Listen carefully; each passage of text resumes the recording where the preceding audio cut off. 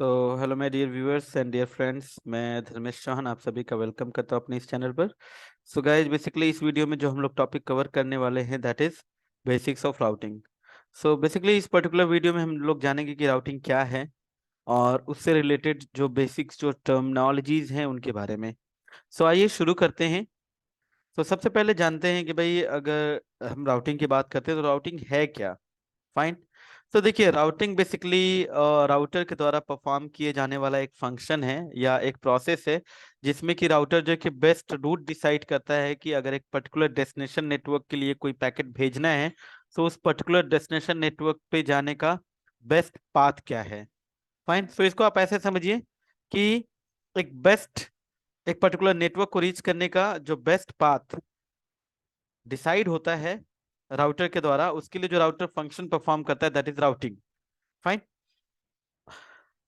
To route routers build routing table that contains the following information. अब देखिए, router क्या करता है कि एक पर्टिकुलर लेट्स से अगर कोई पैकेट आता है उसको अगर डेस्टिनेशन नेटवर्क पे भेजना है तो उसके लिए जो भी डेस्टिनेशन नेटवर्क से रिलेटेड उसके पास इंफॉर्मेशन होगी वो सारी इंफॉर्मेशन वो अपने एक टेबल में रखता है जिसको कि हम लोग कहते हैं राउटिंग टेबल। सो राउटर के पास कोई पैकेट आता है, राउटर राउटिंग टेबल में देखता है और उसके बाद जो है कि according to the entries, whatever the entries are there in routing tables, it will take the decision. और ये जो है कि बेस्ट पाथ जो भी होगा उसके बिहाफ पे ट्रैफिक को आगे स्विच करने का काम करता है। इसको थोड़ा सा कुछ इस तरीके से समझने की कोशिश करते हैं एक टोपोलॉजी के माध्यम से कि लेट से जैसे मान लीजिए कि ये हमारे पास एक है router that is R1। Fine. इधर आपका है कोई एक राउटर लेट से R2।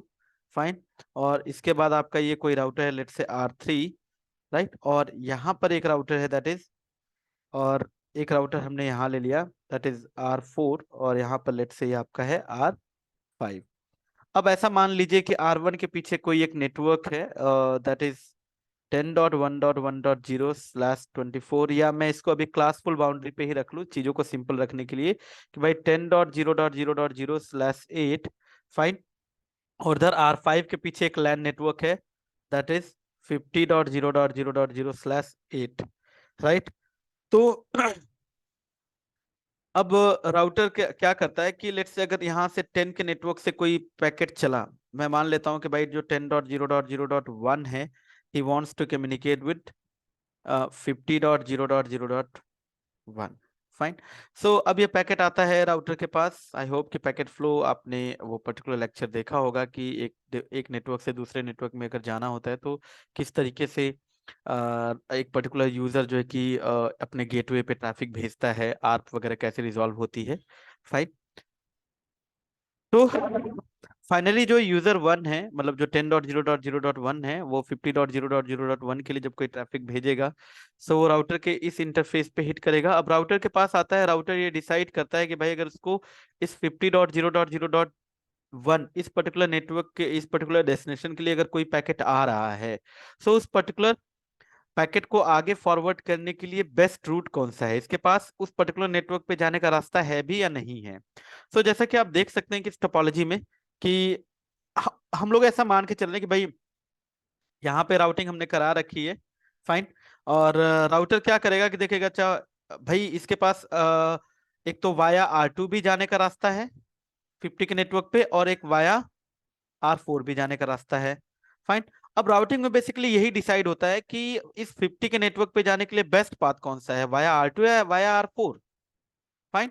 जैसे कि अभी आप देख सकते हैं, एक सिंपल सा एग्जांपल अगर लेके चले कि भाई R1 से आप R2 को मिल रही इन्फॉर्मेशन, R1 पे R2 से मिल रही इन्फॉर्मेशन, और एक वाया R4 मिल रही होगी 50 के नेटवर्क की इन्फॉर्मेशन।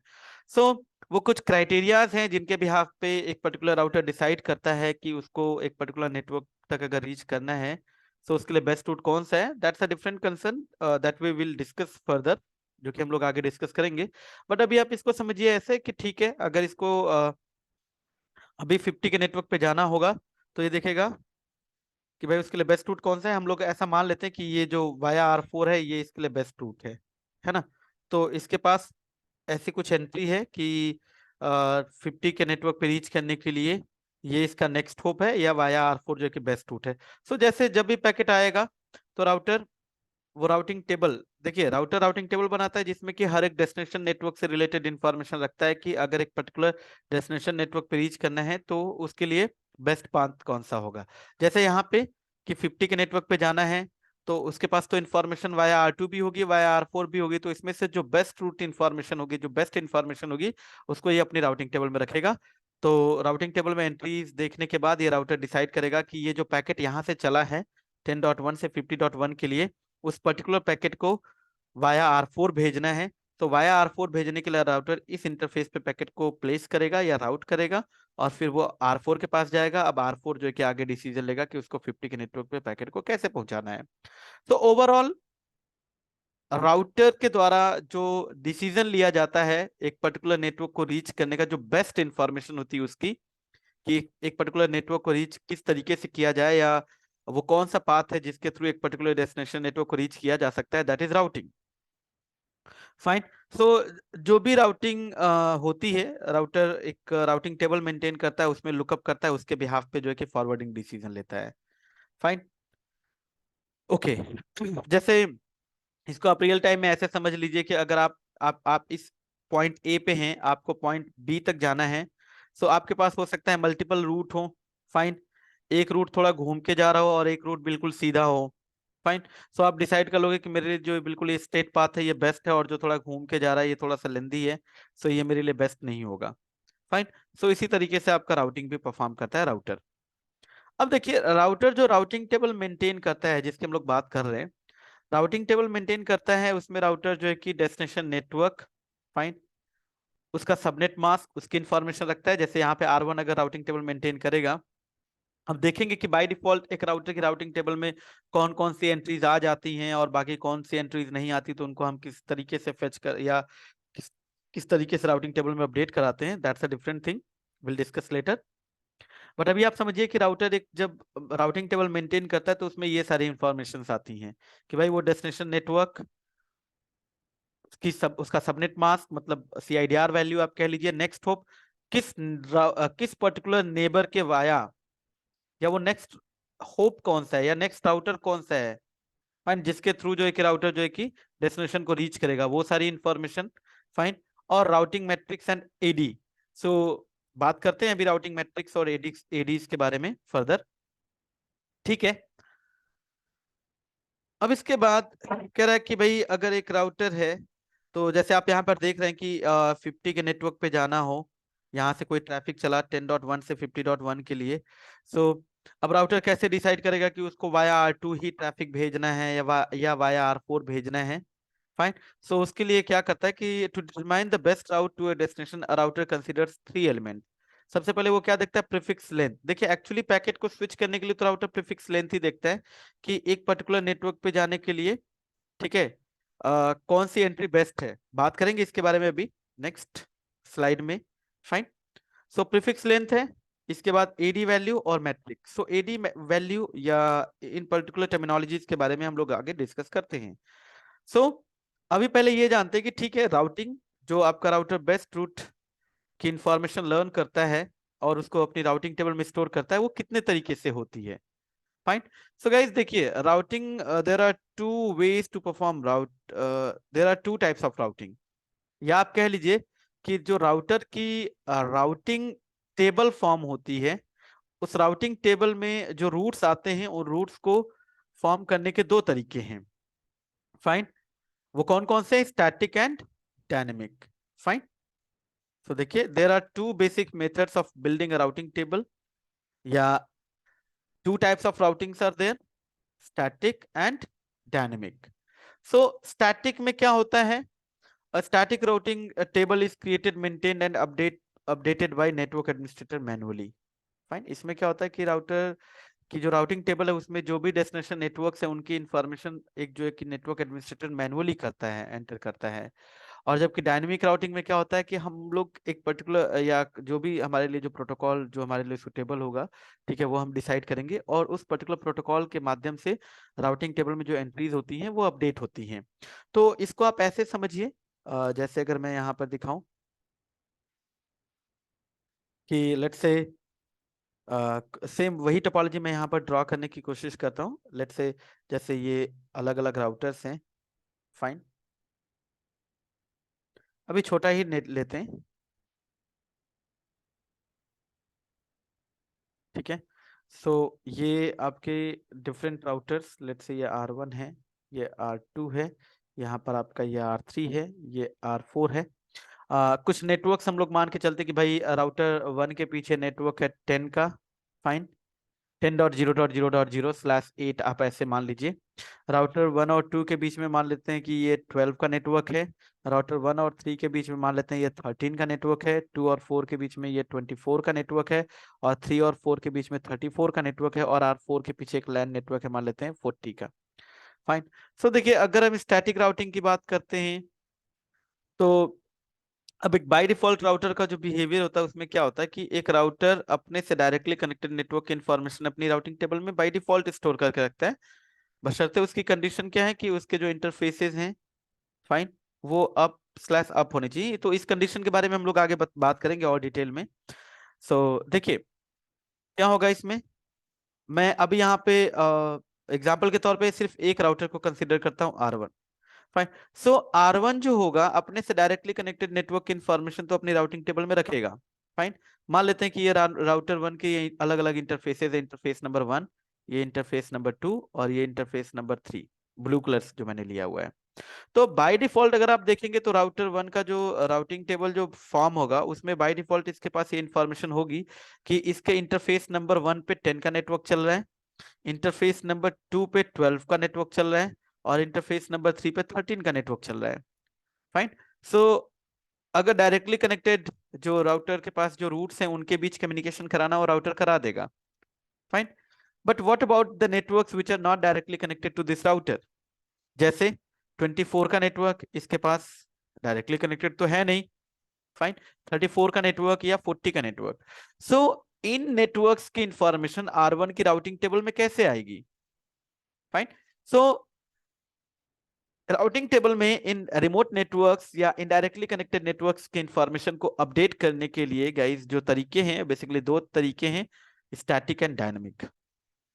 फाइन, अब स्टैटिक में क्या होता है कि ये आपकी रिस्पॉन्सिबिलिटी है, नेटवर्क एडमिनिस्ट्रेटर डिसाइड करेगा। मतलब नेटवर्क एडमिनिस्ट्रेटर को बताना पड़ेगा कि भाई जो तुम्हारा 24 का नेटवर्क है वो इस तरीके से रीचेबल है, 34 का नेटवर्क जो है वो वाया R3 रीचेबल है, और 40 का नेटवर्क जो है वो वाया R2 या वाया R3 जैसे भी है वो एंट्री आपको मैनुअली करनी पड़ेगी।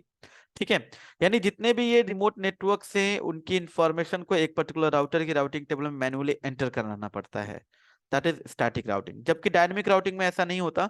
डायनेमिक राउटिंग में गाइस हम राउटिंग प्रोटोकॉल यूज करते हैं और राउटिंग प्रोटोकॉल ये काम कर देते हैं। जिससे कि राउटिंग टेबल में जो एंट्रीज होती हैं वो by default with the help of routing protocol वो अपडेट हो जाती हैं, आपको मैनुअली एंटर करने की जरूरत नहीं होती। डिटेल में और ये सारी चीजें आपको देखने को मिलेंगी। ठीक है, तो ये तो रही बात टाइप्स ऑफ राउटिंग की। अब यहाँ पर बात करते हैं कि लाइक अगर हम स्टैटिक या डायनेमिक राउटिंग कराते हैं तो इनके एडवांटेजेस और डिसएडवांटेजेस क्या हो सकते हैं। देखिए सबसे पहले हम एडवांटेज बात करते हैं स्टैटिक राउटिंग की। स्टैटिक राउटिंग का क्या एडवांटेज होगा। सबसे पहली चीज, minimal CPU and memory overhead. देखिए ऐसा है कि अगर आप लेट्स से जैसे मैं यहीं पर एग्जांपल ले रहा हूँ कि सेम वही एग्जांपल है हमारा। फाइन, तो जैसे अगर आप स्टैटिक राउटिंग करते हो तो इस राउटर 1 के राउटिंग टेबल में एंट्री जो है वो आप एंटर करोगे। फाइन, आप एंट्री करोगे तो राउटर को अपने एंड से कोई प्रोसेस कराने की जरूरत नहीं है कि वो फाइंड आउट करे with the help of protocol जो है कि वो लर्न कर रहा है। फाइन, सो आप कोई राउटिंग प्रोटोकॉल रन नहीं कर रहे हो। देखो अगर आप कोई राउटिंग प्रोटोकॉल रन करोगे तो राउटिंग प्रोटोकॉल रन करने के लिए कहीं ना कहीं रिसोर्सेज आपके यूटिलाइज होंगे, आपका सीपीयू का यूटिलाइजेशन होगा। अब राउटिंग प्रोटोकॉल्स जो होते हैं उसमें भी गाइस डिफरेंट टाइप्स की टेबल वो मेंटेन करते हैं। फाइन, जैसे नेबर टेबल बनती है की, और डेटाबेस टेबल बनती है, और राउटिंग टेबल तो बनती ही बनती है। तो उन सारी टेबल्स को राउटर कहीं ना कहीं स्टोर करेगा मेमोरी के अंदर, तो मेमोरी का ओवरहेड भी बढ़ जाएगा। लेकिन स्टैटिक राउटिंग में ऐसा नहीं है। स्टैटिक राउटिंग में आप डायरेक्ट राउटर की राउटिंग टेबल में एंट्रीज कराते हो। फाइन, तो जिससे कि रिसोर्सेज का जो यूटिलाइजेशन है लाइक सीपीयू एंड मेमोरी वो कम हो जाता है। और नो बैंडविड्थ ओवरहेड। फाइन, देखिए अगर आप कोई राउटिंग प्रोटोकॉल चलाते हो राउटर्स क्या करते हैं कि वो एक दूसरे से अपडेट एक्सचेंज करते हैं और उस अपडेट के माध्यम से वो अपने राउटिंग टेबल में एंट्रीज को अपडेट करते हैं। फाइन। लेकिन आप यहाँ पे राउटिंग प्रोटोकॉल तो चला ही नहीं रहे हो, आप राउटर को बता रहे हो कि भाई तुम्हें अगर इस 40 के नेटवर्क पे जाना है तो वाया R2 या वाया R3 तुम्हारा बेस्ट रूट होगा। फाइन। सो अब राउटिंग प्रोटोकॉल नहीं चला रहे हो तो राउटिंग प्रोटोकॉल का ये जो ट्रैफिक है इन बिटवीन टू राउटर्स वो तो जाएगा ही नहीं।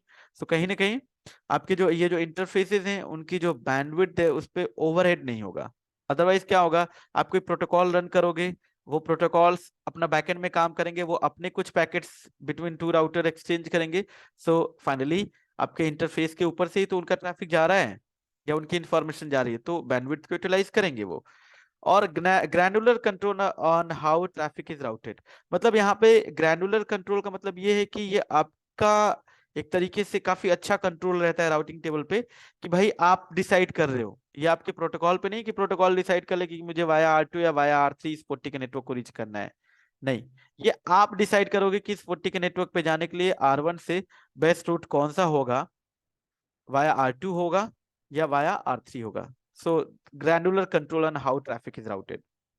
लेकिन अगर डिसएडवांटेजेस की बात करें तो देखिए गाइस, डिसएडवांटेज में यही है कि अगर मान लीजिए आपके इंफ्रास्ट्रक्चर में कुछ चेंज होता है ना, लेट्स से जैसे अगर मैं कहूँ कि भाई R4 के पीछे जो लैंड नेटवर्क है उस पे जाने के लिए मैंने R1 से बेस्ट रूट वाया R2 बता रखा है, मान लेते हैं। फाइन। अब R2 के बाद का ये अगर लिंक डाउन हो जाता है, फाइन, अब R2 तो R4 को रीच कर ही नहीं रहा है, तो अब उस केस में आपको मैनुअली बताना पड़ेगा कि भाई अब इधर से रूट बेस्ट नहीं है, अब बेस्ट रूट आपका इधर से है। सो ये इसका डिसएडवांटेज है, ऑटोमेटिकली ये कुछ नहीं होगा, आपको मैनुअली ही करना पड़ेगा। अब no dynamic fault tolerance if link goes down, जैसे मैंने यहाँ पे बताया कि अगर मान लेते हैं कि हमने R2 से भी 40 के नेटवर्क पे जाने के लिए इसी लिंक को यूज किया है और ये लिंक अगर डाउन हो जाए तो R2 तो इधर से जा ही नहीं सकता। अब ऐसा नहीं कि ऑटोमेटिकली राउटर टू डिसाइड कर ले कि नहीं वो वाया R1 R3 होते हुए R4 के पीछे जो नेटवर्क है उसको रीच कर पाएगा, नहीं। फिर उस केस में आपको मैनुअली ही ये सारा कुछ मैनिपुलेशन करना पड़ेगा। Fine. And impractical on large network, चलिए एक छोटा नेटवर्क है तो उसमें स्टैटिक राउटिंग चल जाती है, लेकिन एक बड़े नेटवर्क में तो ये प्रैक्टिकली पॉसिबल ही नहीं है। ठीक है, जहां पर एक छोटा सा एक थोड़ा सा बड़ा नेटवर्क, अगर मैं बहुत ज्यादा नहीं, लेट से मैं कुछ ऐसे ले लेता हूँ कि लेट से कुछ इस तरीके से सिनेरियो है जहां पे कि मल्टीपल रिडंडेंट लिंक्स हैं आपके पास। फाइन। तो एक बड़े नेटवर्क में ये पॉसिबल ही नहीं है, इम्प्रैक्टिकल है। जैसे मान लीजिए यहाँ पे कोई नेटवर्क था 100.1.1.0/24, अब आपने इस नेटवर्क पे जाने के लिए इस राउटर से R1 से आपने इधर से बेस्ट रूट डिफाइन किया है। फाइन। अब मान लीजिए ये लिंक डाउन हो जाता है, तो अभी भी आपके पास, देखिए अभी भी आपके पास कोई दूसरा रूट होगा। फाइन। या इधर से जा सकते हो आप, लेकिन ये प्रैक्टिकली ये पॉसिबल ही नहीं है कि आपको पता ही नहीं चलेगा। फाइन। डायनेमिक इसमें तो फॉल्ट टॉलरेंस है नहीं। फाइन। तो आपको मैनुअली बताना पड़ेगा कि भाई नहीं अब इधर से मत जाओ, इधर से जाओ। सो एक बड़े लार्ज नेटवर्क के लिए ये static routing that is impractical. आप सोचो कि एक बड़े लार्ज नेटवर्क में there are more number of routes और हर एक रूट की आप मैनुअली एंट्री पॉसिबल है ही नहीं एक राउटर की राउटिंग टेबल में करना, क्योंकि अगर मान लीजिए रूट्स चेंज होते रहते हैं तो आप कैसे डिसाइड करोगे कि नहीं अब मेरा जो नेक्स्ट राउटर है उसके आगे का जो राउटर है वो डाउन है, मुझे अब पाथ को चेंज करना कर देना चाहिए, आपको पता ही नहीं चलेगा। फाइन। ओके। अब बात कर लेते हैं डायनेमिक की। सो डायनेमिक में जैसे कि हम लोगों ने डिस्कस किया कि भाई दो राउटर्स जो हैं, ठीक है, या इधर से जो भी लैन नेटवर्क्स की इंफॉर्मेशन होगी आपके राउटर के ऊपर मैनुअली आपको एंटर करने की जरूरत नहीं उसकी राउटिंग टेबल में। यहाँ पे इनके बीच में प्रोटोकॉल चलेगा और प्रोटोकॉल जो है कि उन नेटवर्क्स की इंफॉर्मेशन को एक दूसरे से एक्सचेंज करेंगे और फाइनली जैसे यहाँ पर मान लीजिए 30 का नेटवर्क है, 30 का नेटवर्क R3 देगा किसको, R2 को देगा और R2 R1 को दे देगा। तो इस तरीके से R3 ने R2 को दिया, R2 से होते हुए आपका नेटवर्क R1 पे चला गया, उसकी राउटिंग टेबल में स्टोर हो गया। फाइन। ओके। और एक बड़े नेटवर्क में इसको कॉन्फ़िगर करना इजी रहता है। Fine. Will dynamically choose a different route if a link goes down, जैसे कि इससे पहले वाला सिनेरियो हम लेके चल रहे थे कि भाई अगर एक तरफ से बेस्ट है, अब मान लीजिए उधर से ही बेस्ट था, ठीक है, और अगर लिंक आपका डाउन हो जाता है तो ऑटोमेटिकली ही आपका पाथ चेंज हो जाएगा, जैसे R1 R2 R3 और R4। अब R4 के पीछे आपका नेटवर्क था 40.1.1.0/24। मान लीजिए R2 से ये बेस्ट था डायरेक्ट, और R1 से वाया R2 बेस्ट था। फाइन। अब ये अगर डाउन हो जाता है तो R2 के लिए भी बेस्ट रूट वाया R1 हो जाएगा, और R1 के लिए बेस्ट रूट वाया R3 हो जाएगा। फाइन। सो ये इस तरीके से आपको जो है कि डायनेमिक राउटिंग में फॉल्ट टॉलरेंस मिल जाता है। डायनेमिकली आपका राउटर जो है कि चूज कर लेता है डिफरेंट लिंक को या डिफरेंट रूट को, अगर कोई लिंक डाउन होता है तो। और इसमें लोड बैलेंसिंग भी आप अचीव कर सकते हो कि भाई अगर एक पर्टिकुलर नेटवर्क पे जाने के लिए मल्टीपल रूट्स हैं और वो दोनों के दोनों बेस्ट हैं, तो आप लोड बैलेंसिंग भी अचीव कर सकते हो। डिसएडवांटेजेस क्या है कि यहाँ पे जब दो राउटर्स एक दूसरे से राउटिंग अपडेट एक्सचेंज करते हैं, तो कहीं ना कहीं ये देखिए, आप राउटिंग प्रोटोकॉल रन करोगे तो आपका सीपीयू उसको रन करेगा, बैकएंड में सीपीयू का यूटिलाइजेशन बढ़ेगा। और ये जो आपकी मेमोरी, जैसे मैंने बताया कि आप कोई प्रोटोकॉल रन करते हो तो उसके उस पर्टिकुलर प्रोटोकॉल के रिस्पेक्ट में भी वो कुछ टेबल मेंटेन करता है, तो वो कहीं ना कहीं मेमोरी का ही पार्ट होगा, मेमोरी में ही स्टोर होगा, तो मेमोरी की यूटिलाइजेशन बढ़ जाती है। और जब कोई प्रोटोकॉल आप रन करते हो तो प्रोटोकॉल्स आपस में, यानी दो between two routers updates exchange करते हैं या अपने कुछ पैकेट्स एक्सचेंज करते हैं, तो कहीं ना कहीं बैंडविड्थ का यूटिलाइजेशन बढ़ जाता है। फाइन। सो ये कह रहा है कि भाई आपका सीपीयू रैम और आपके इंटरफेस की जो बैंडविड्थ है उसका यूटिलाइजेशन बढ़ जाता है। और जो बेस्ट रूट का जो चॉइस है, यानी जो बेस्ट रूट आपका डिसाइड करता है वो आपका राउटिंग प्रोटोकॉल है। फाइन। वो राउटिंग प्रोटोकॉल के जो भी उसका जो भी तरीका है बेस्ट रूट डिसाइड करना का, उसके बिहाफ पे वो जो है कि बेस्ट रूट डिसाइड कर लेगा। हाँ, वो अलग चीज है कि आप इसकी ट्यूनिंग करा सकते हैं, फाइन ट्यूनिंग आप करा सकते हैं कि नहीं, अगर मैं कोई राउटिंग प्रोटोकॉल चला रहा हूँ तो यहाँ पे 40 का नेटवर्क है, अगर R1 से ऊपर वाला बेस्ट रूट बन रहा है, नहीं मैं चाहता हूँ कि नहीं नीचे वाला बेस्ट रूट बने, तो उसमें कुछ ट्यूनिंग वगैरह करके हम इसको अचीव कर सकते हैं। फाइन। ठीक है। तो अब यहाँ पर बात करते हैं, चलिए नेक्स्ट वीडियो में हम लोग स्टैटिक राउटिंग और उससे कुछ एडवांस टॉपिक्स देखेंगे स्टैटिक राउटिंग के, और प्रैक्टिकल भी करके देखेंगे। अभी कुछ जो बेसिक टर्मिनोलॉजीज हैं उसको डिस्कस करते हुए चलते हैं। गाइस, सबसे पहले जैसे कि हम लोग देख रहे थे प्रीफिक्स लेंथ, है ना, कि अगर एक राउटर के पास पैकेट जाता है तो कैसे डिसाइड करेगा कि उसके लिए मतलब किधर से आपका पैकेट कैसे राउट होगा। इसको आप ऐसे समझिए कि ऐसे मान लीजिए,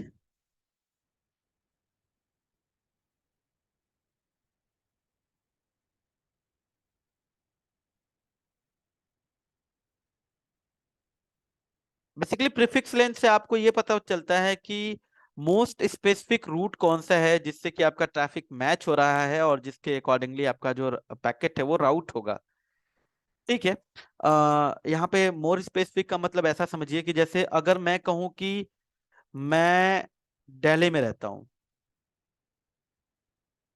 ठीक है, और एक ये इंफॉर्मेशन हो गई, और कोई कहे कि मैं इंडिया में रहता हूँ, एक ये इंफॉर्मेशन होगी, और मैं कहूँ कि भाई एक देखिए ये इंफॉर्मेशन ए है, ये इंफॉर्मेशन बी है। Fine.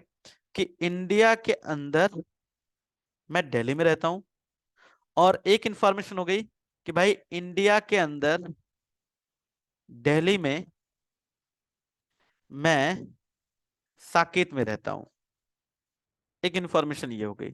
So most specific information कौन सी है? दिस वन, है ना, क्योंकि इंडिया तो बहुत बड़ा है। फाइन। तो कहाँ मुझे आप ढूंढोगे? फाइन। इंडिया के अंदर दिल्ली, चलो ठीक है, ये थोड़ा सा स्पेसिफिक है, भाई इंडिया में दिल्ली में मैं रहता हूँ। दूसरा, इसके बाद इंडिया के अंदर दिल्ली में, दिल्ली के अंदर कहाँ? साकेत में। और अगर मैं यहीं पे हाउस नंबर वगैरह भी मेंशन कर दूं, मीन्स वो और ज्यादा एक्यूरेट इंफॉर्मेशन हो गई। फाइन।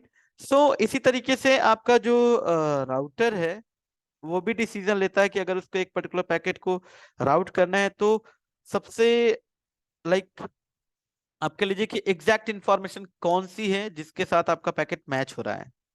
तो जैसे हम लोग मान लेते हैं यहाँ पे कि भाई ये R1 है, ये R2 है, सॉरी ये R2 है, ये R3 है, और ये R4 है। जैसे एग्जांपल के तौर पे आप देख सकते हैं कि यहाँ पर एक एग्जांपल लिया हुआ कि अगर मान लीजिए कोई पैकेट एक राउटर के पास आता है और राउटर के पास ये दो इंफॉर्मेशन पड़ी हुई है उसके राउटिंग टेबल में, 100.1.5.0/24 एंड 100.0.0/8, और उसके पास जो पैकेट आया वो इस डेस्टिनेशन के लिए है, 100.1.5.2 के लिए। फाइन। सो राउटर के पास ये दोनों एंट्री पड़ी हुई है, entry number A, entry number B. So कौन सी मोस्ट स्पेसिफिक इंफॉर्मेशन है, आपका पैकेट किसके लिए आ रहा है, 100.1.5.2 के लिए। सबसे पहले ये, तो ये वाली जो ए इंफॉर्मेशन है पहली वाली, इसके अकॉर्डिंग आपका पैकेट राउट होगा या स्विच होगा। हाँ, अगर ये नहीं होती तो फिर इससे मैच करता और ये ट्रैफिक उसके अकॉर्डिंगली आगे स्विच करता। इसी तरीके से आप यहाँ पर समझने की कोशिश करिए कि जैसे मान लीजिए 40.1.1.0/24। फाइन। अब इसके पीछे एक लैन नेटवर्क है, मान लेते हैं 10.1.1.0/24। अब मैं यहाँ से मान के चलता हूँ कि 10.1.1.1 ने एक ट्रैफिक भेजा है 40.1.1.1 के लिए, कोई भी एक पैकेट है, पिंग पैकेट मान लीजिए। अब राउटर के पास आया। अब यहाँ पे ऐसे समझिए कि राउटर जो है, राउटर पे वाया R2, वाया R3 और वाया R4, ठीक है। वाया R2 इसको जो इंफॉर्मेशन मिल रही है वो मिल रही है 40.1.1.0/24, ठीक है, वाया R2। और एक इंफॉर्मेशन यहाँ पर है 40.1.0.0/16 वाया R3। और एक इंफॉर्मेशन यहाँ पर है 40.0.0.0/8 वाया R4। तो देखिए पैकेट आया। अब ये जो 40.1.1.1 है, ये तो इस वाले नेटवर्क्स में भी मैच करेगा जो 40.1.1.0 है। 40.1.0.0 उसमें भी कहीं ना कहीं मैच कर रहा है, और 40.0.0.0 उसमें भी मैच कर रहा है। लेकिन एक्यूरेट इंफॉर्मेशन कौन सी है जिसके बिहाफ पे आपका राउटर जो है डिसाइड करेगा कि मुझे इस पैकेट को कहाँ से भेजना है। देखिए ये तीनों ही इसकी राउटिंग टेबल में जाएंगे। मतलब इसकी राउटिंग टेबल में ये भी इंफॉर्मेशन पड़ी है कि भाई 40.1.1.0/24 it is reachable via R2। एक तो इंफॉर्मेशन ये होगी पहली। दूसरी इंफॉर्मेशन क्या हो गई, 40.1.0.0/16 it is reachable via R3। और तीसरी इंफॉर्मेशन क्या हो गई कि 40.0.0.0/8 रिचेबल वाया R4। तो देखिए ये तीन इंफॉर्मेशन है।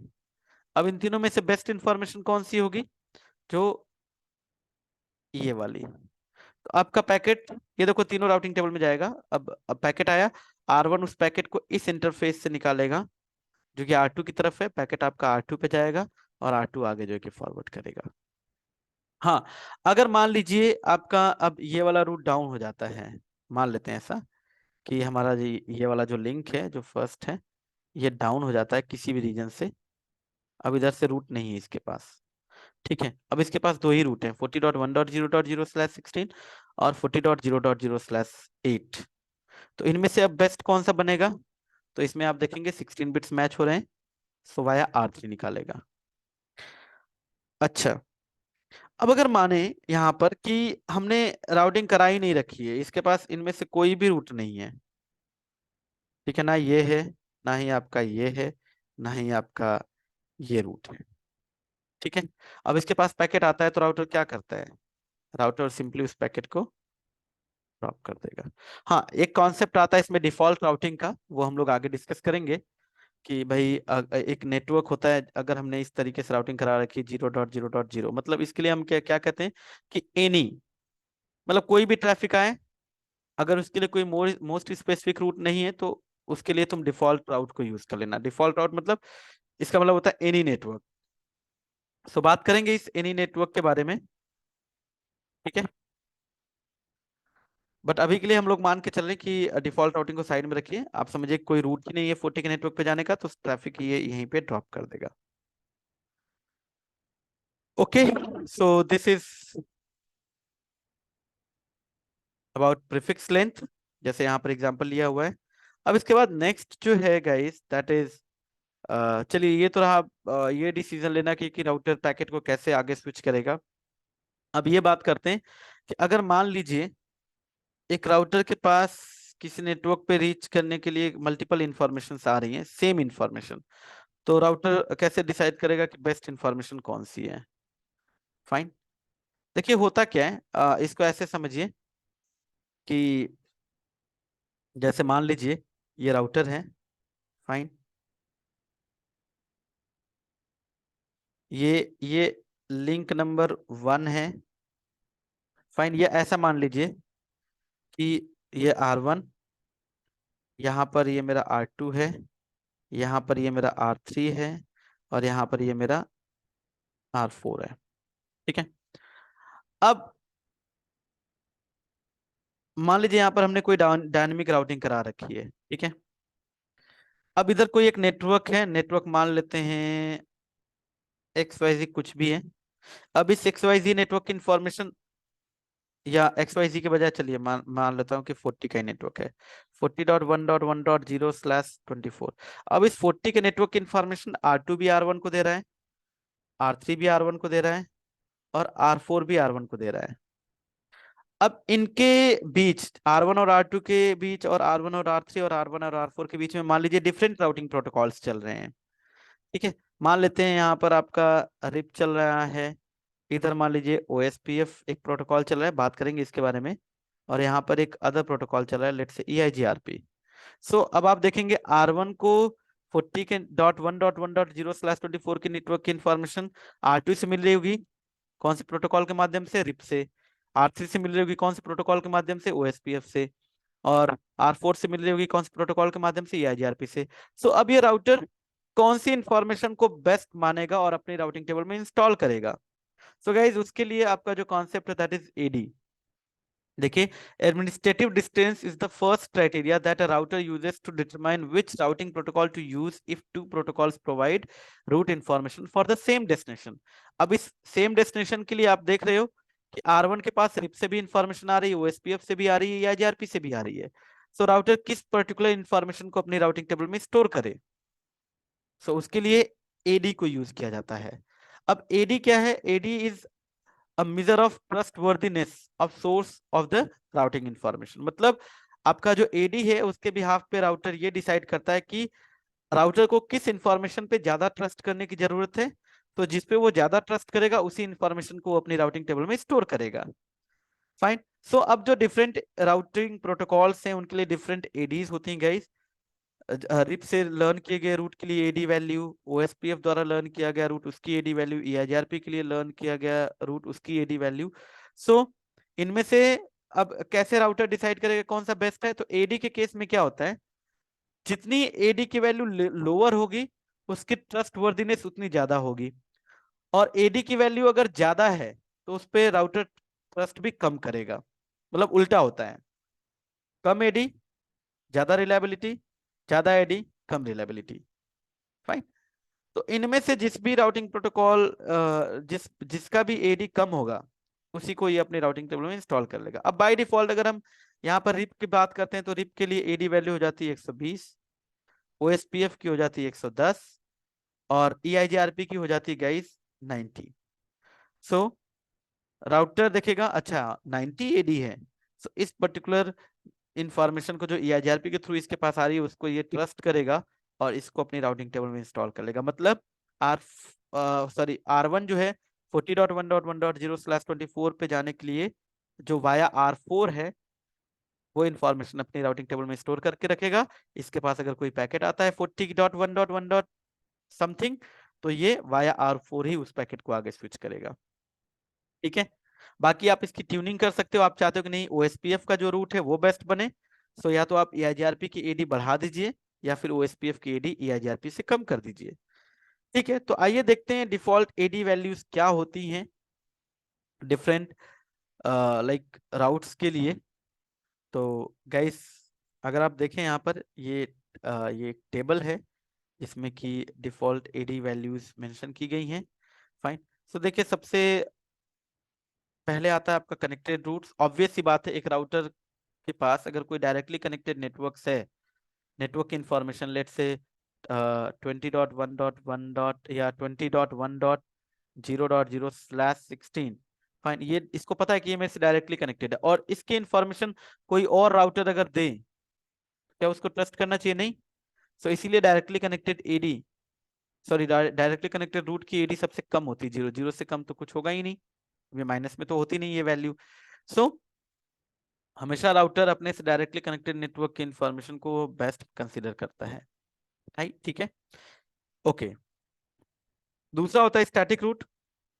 बाय डिफॉल्ट जो स्टैटिक रूट, आप जो भी स्टैटिक राउटिंग कराते हो, लेट्स से मैं कोई भी स्टैटिक रूट दूंगा, सो उसके लिए जो डिफॉल्ट एडी होती है वो 1 होती है, इसकी भी ट्यूनिंग की जा सकती है। अब अगर गाइस हम लोग बात करें EIGRP, सो देखिए यहाँ पे ना बाकी सारी चीजें तो आपको टाइम टू टाइम पता चलेगा, लेकिन अगर आप देखेंगे यहाँ पर तो EIGRP के लिए यहाँ पे 3 डिफरेंट एडी वैल्यूज हैं। आप देखेंगे एक एडी वैल्यू 5 भी है, और एक होता है इंटरनल EIGRP, उसके लिए एडी वैल्यू 90 है, और एक है आप देखोगे यहाँ पे एक्सटर्नल EIGRP जिसके लिए 170 है। तो इंटरनल EIGRP क्या होता है, एक्सटर्नल EIGRP क्या है, समरी रूट के लिए EIGRP में एडी वैल्यू क्या है, सो ये सारा कुछ हम लोग EIGRP के साथ डिस्कस करेंगे, बट अभी आप ये समझिए कि EIGRP में ये एडी वैल्यूज होती हैं। ठीक है, और BGP में भी आपकी दो एडी वैल्यू होती है, एक एक्सटर्नल के लिए 20 और इंटरनल के लिए 200। फाइन। और IGRP एक प्रोटोकॉल होता है, उसके लिए एडी वैल्यू 100 होती है। OSPF के लिए एडी वैल्यू बाय डिफॉल्ट 110 होती है। OSPF के बाद आपका ISIS जो एक प्रोटोकॉल है 115, रिप का 120। ये EGP एक प्रोटोकॉल हुआ करता था, nowadays we are not using, तो इसके लिए आपका 140 होता था। एक ODR on demand routing protocol है जिसके लिए 160। सो जैसे कि हम लोग बात करते हैं, यहाँ पर हमने लिया था EIGRP का एग्जांपल, और एक OSPF का एग्जांपल लिया था। फाइन, कहाँ गया, ये रहा। और एक रिप का एग्जांपल हमने लिया था, तो इनमें से बेस्ट ये वाला था। ठीक है, EIGRP वाला, राइट। अगर मैं यहीं पर उसी केस में जो पहले मेरा सिनेरियो था, उसी में अगर मैं उसी नेटवर्क के लिए कोई एक स्टैटिक रूट दे देता वाया किसी एक राउटर के माध्यम से, तो फिर उसकी एडी वैल्यू 1 हो जाती, तो राउटर उसको बेस्ट मान लेता और अपनी राउटिंग टेबल में स्टोर करता। फाइन। तो चलिए ये तो रही बात एडी की। ठीक है, लेकिन अगर हम मान लें कि एडी वैल्यू टाई कर जाए, तो मान लेते हैं कि इन सारे इस पूरे डोमेन में एक ही प्रोटोकॉल हम लोग रन कर रहे हैं। ठीक है, तो उस केस में क्या होगा, देखिए जैसे सेम वही सिनेरियो हमारा, तो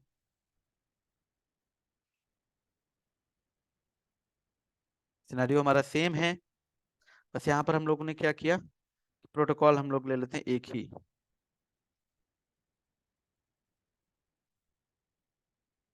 ये प्रोटोकॉल हम लोगों ने एक ही ले लिया, लेट्स से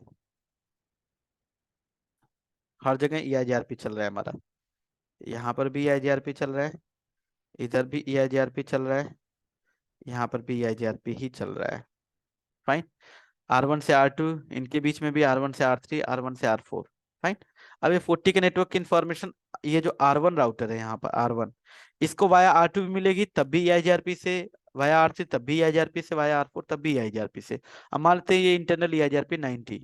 सो 40, अब इसके पास राउटर के पास रूट आएगा 40 डॉट, ठीक है, 40 डॉट 1 डॉट 1.0/24। अब वाया R2 भी एडी कितनी है,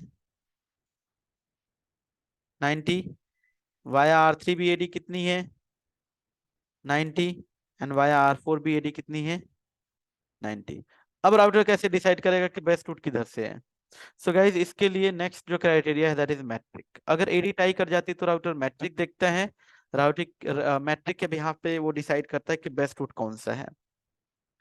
अब मैट्रिक क्या होता है बेसिकली, देखिए ये भी एक इंटीजर वैल्यू है, एक न्यूमेरिकल वैल्यू होती है। फाइन, जिसके बिहाफ पे राउटर जो है कि बेस्ट रूट डिसाइड करता है। Fine. So if the router has more than one route found by two different routing protocols, तो उस केस में for the same network the router choose administrative distance to choose the best one। उस case में तो आपका AD choose कर लेता है, but in some cases there will be two paths found by the same protocol to the same destination network, जैसे यहाँ पर। So how the router will decide which one will the best path with the help of metric। अब metric के case में क्या होता है, कि जिस रूट की मैट्रिक बेस्ट होगी। अब बेस्ट मैट्रिक होने के लिए क्या होता है, कैसे होता है, वो जब प्रोटोकॉल के साथ डिस्कस करेंगे तो ज्यादा क्लियर होगा। बट अभी के लिए आप इसको ऐसे समझिए कि मैं कहूँ कि अगर मुझे ये पॉइंट ए है और ये पॉइंट बी है, फाइन। एक तो ये था कि चलो ठीक है, एक रूट जो था वो 20 किलोमीटर की दूरी थी, दूसरे से लेट से सिर्फ 10 किलोमीटर की दूरी थी, तो मैं 10 किलोमीटर वाले को फॉलो कर रहा हूँ। लेकिन अब मैं मान के चल रहा हूँ कि नहीं यार, ये भी 20 किलोमीटर और ये भी 20 किलोमीटर, दोनों तरफ से मुझे सेम ही डिस्टेंस पड़ रहा है। लेकिन अब ऐसा भी तो हो सकता है कि भाई ये आपका लेट से सिंगल लेन रोड हो, या ये आपका जो है, ये मान लेते हैं कि हमारा 4 लेन रोड है। ठीक है, तो आप क्या डिसाइड करोगे? 4 लेन वाला, कि भाई इससे आप जल्दी पहुंच जाओगे, फाइन, तो ये आपके लिए बेस्ट बन जाएगा।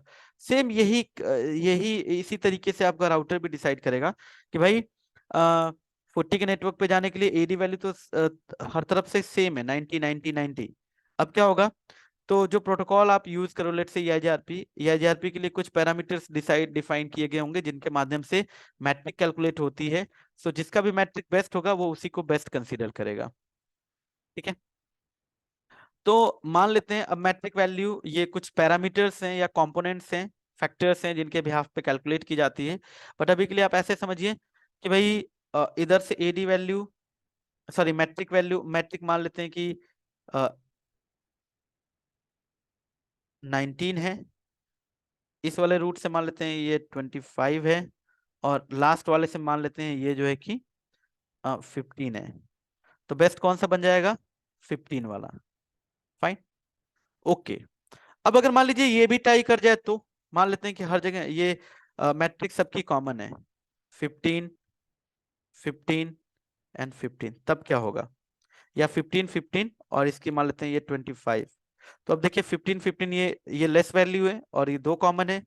सो इस केस में router equal cost load balancing करने लगता है। मतलब राउटर 1 40 के नेटवर्क पे जाने के लिए, 40.1.1.0/24 पे जाने के लिए वाया R2 वाले रूट को भी बेस्ट मान लेगा, इसको भी राउटिंग टेबल में डालेगा, और वाया R3 वाले को भी बेस्ट मान लेगा, इसको भी राउटिंग टेबल में डाल देगा। Fine, okay. तो अब देखिए यहाँ पे कुछ डिफरेंट मैट्रिक या मैट्रिक कंपोनेंट्स यहाँ पर दिए गए हैं जो कि यूज होते हैं बेस्ट रूट डिसीजन के लिए।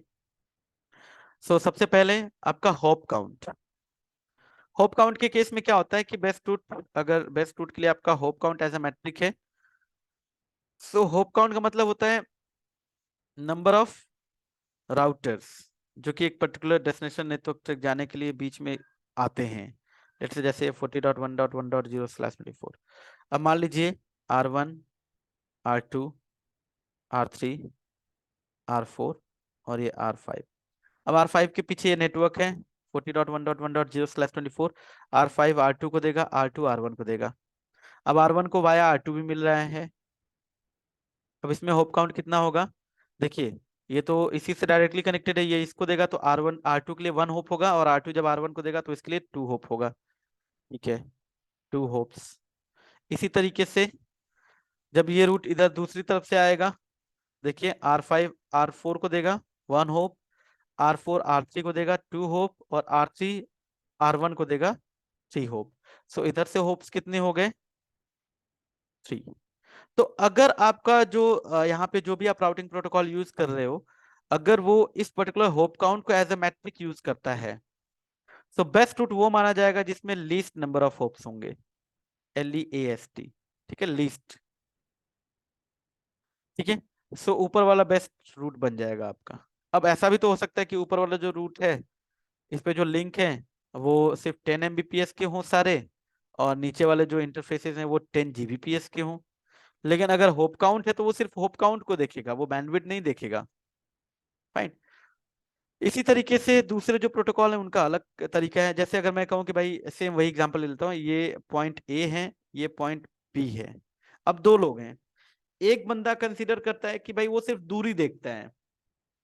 ठीक है, तो जिसमें दूरी कम दिखती है उसको, वो उसको बेस्ट मान लेता है।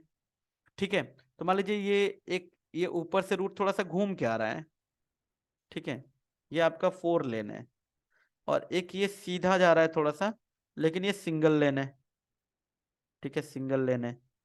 अब दो बंदे हैं, एक कहता है कि नहीं यार मैं तो सिर्फ देखिए 4 लेन, और जो ऊपर वाला है ये मान लीजिए आपका 12 किलोमीटर, इसकी इधर से डिस्टेंस 12 किलोमीटर है और यहाँ पर डिस्टेंस मान लीजिए 10 ही किलोमीटर है।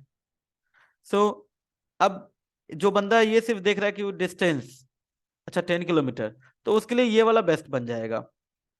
अब हो सकता है ये सिंगल लेन है भाई, ट्रैफिक ज्यादा हो, और दूसरा बंदा है वो विड्थ के हिसाब से देखता है कि भाई रोड की चौड़ाई कितनी है। अब ये 4 लेन है, अब वो उसके हिसाब से बेस्ट रूट डिसाइड करता है, तो उसके लिए 4 लेन वाला बेस्ट हो जाएगा और हो सकता है वो जल्दी पहुंच जाए।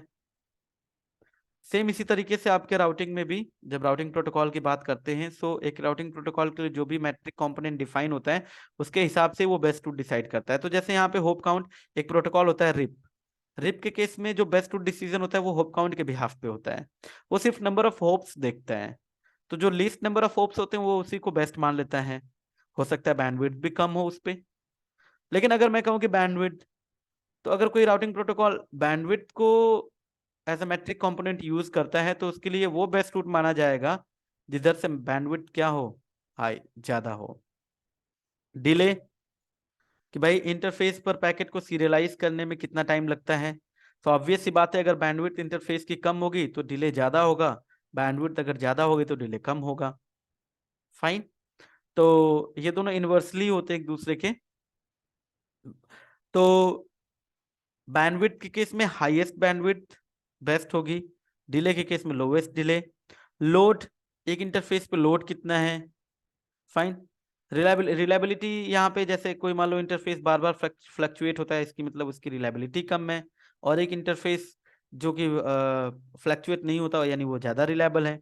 अब ऑब्वियस सी बात है, अगर बैंडविड्थ कम होगी उसके ऊपर लोड ज्यादा होगा तो उसके डाउन होने के भी चांसेस ज्यादा होंगे। ठीक है, तो कहीं ना कहीं ये जो पैरामीटर्स हैं वो एक दूसरे से कोरिलेट करते हैं। ठीक है, सो जैसे अगर हम बैंडविड्थ, डिले, लोड, रिलायबिलिटी, ये जो एट्रीब्यूट्स हैं या ये जो कंपोनेंट्स हैं ये आपके EIGRP प्रोटोकॉल के अंदर यूज होते हैं। सो EIGRP इन एट्रीब्यूट्स या इन कंपोनेंट्स को यूज करके मैट्रिक कैलकुलेट करता है और बेस्ट रूट डिसीजन लेता है। OSPF में कॉस्ट, और ये जो कॉस्ट है एक्चुअली ये बैंडविड्थ से ही निकल के आती है। फाइन।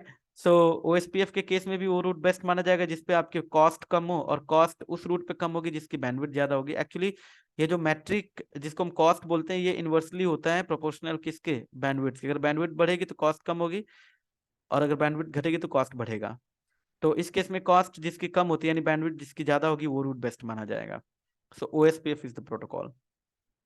मतलब एक तरीके से देखा जाए कॉस्ट कहते हैं उसकी मैट्रिक को, लेकिन वो बैंडविड्थ को ही यूज कर रहा होता है। और EIGRP इन सारे एट्रीब्यूट्स या इन सारे लाइक आप कह लीजिए कि ये मैट्रिक कंपोनेंट्स जिनको यूज करके मैट्रिक कैलकुलेट करता है, बाकी वो फॉर्मूला वगैरह होता है वो प्रोटोकॉल के साथ हम लोग देखेंगे। फाइन। तो